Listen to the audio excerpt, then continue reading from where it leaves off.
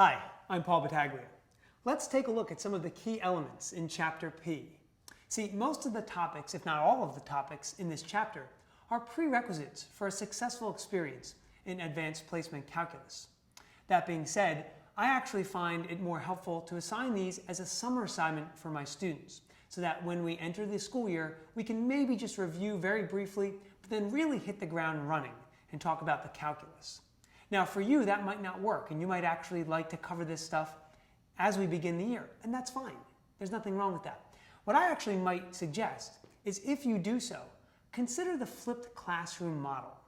In cases like these, you can assign students homework videos, and they can watch these videos about each topic, and then you can use the class time to either answer questions or really challenge them and really make them think a little bit deeper, because that's what they're going to have to do throughout the course. Now, let's look a little bit more intently at the actual sections. Sections 1 and 2 provide a really nice review of graphs and models, and then we get into slope and rate of change. And this obviously is a very important concept in calculus as we begin to talk about limits, slopes of secant lines, and then eventually getting to the slope of a tangent line to a curve.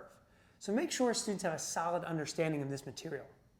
We'll end the section in sections 3 through 5 looking at a variety of functions: exponential, logarithmic, trigonometric functions, inverse functions. See, all of these are necessary for students to recognize and work with as we go throughout the course. Now, finally, let's talk a little bit about what my students have had the most trouble with this prerequisite material, and that's trigonometry. So I always like to tell my students there are really 3 big things you really have to be good with. You really have to know your unit circle and the values on the unit circle.